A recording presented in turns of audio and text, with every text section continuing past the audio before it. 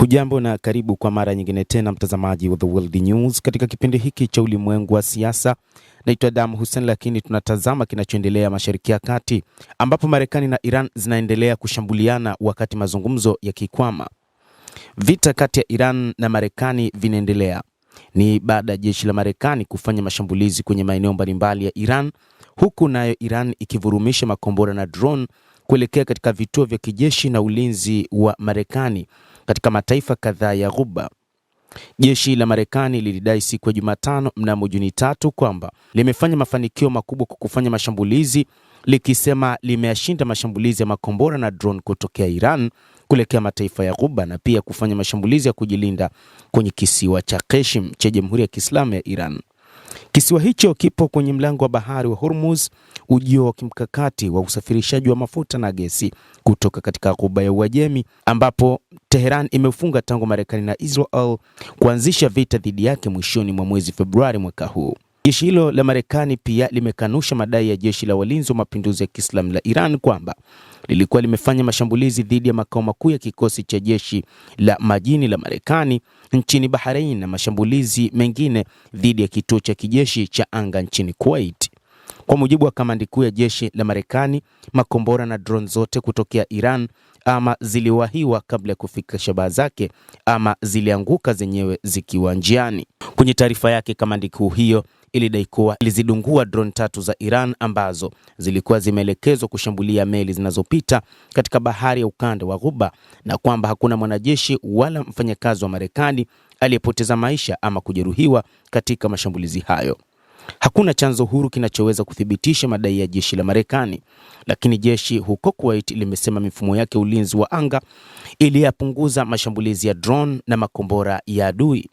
Hata hivyo, taarifa za jeshi la walinzi wa mapinduzi ya Kiislamu la Iran kupitia shirika la habari la IRNA limesema jeshi hilo lilishambulia kwa mafanikio makubwa kambi za kijeshi za Marekani katika kujibu mashambulizi ya kisiwa cha Qeshm. Wakati huku kunaonekana kuna mkwamo mkubwa wa mazungumzo yaliyokuwa yakiendelea kati ya Marekani na Iran.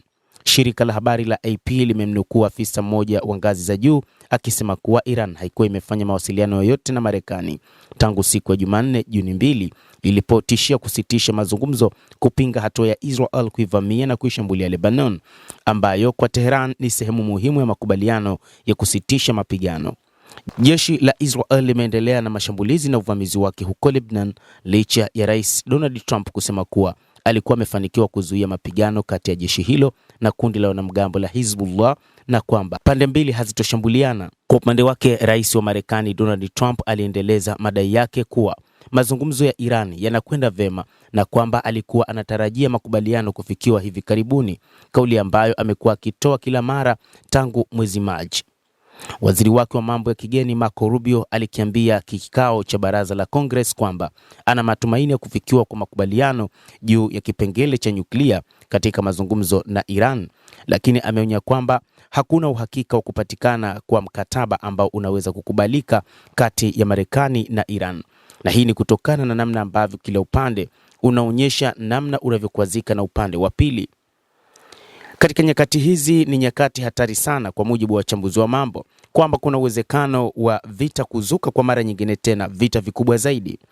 Vita vya sasa ni vita vya mashambulizi ya kila upande ya kulipiza kisasi, lakini vita namna ambavyo vinaendelea vitakuwa kuwa vikubwa zaidi, tofauti na hata vita vya mwishoni mwa mwezi Februari.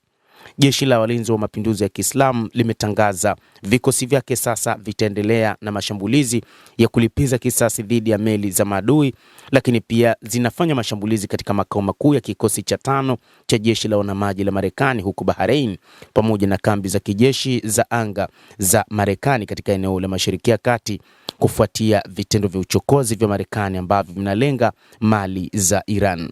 Lakini pia upande wa Marekani unasema kwamba hautoweza kuvumilia juu ya mashambulizi ambayo yatafanywa na wa Iran. Endelea kutufuatilia mtazamaji, lakini nikusihi usisahau kulike, kucomment, kadhalika kusubscribe channel yetu hii ili upate habari hizi kwa mapana kupitia The World News.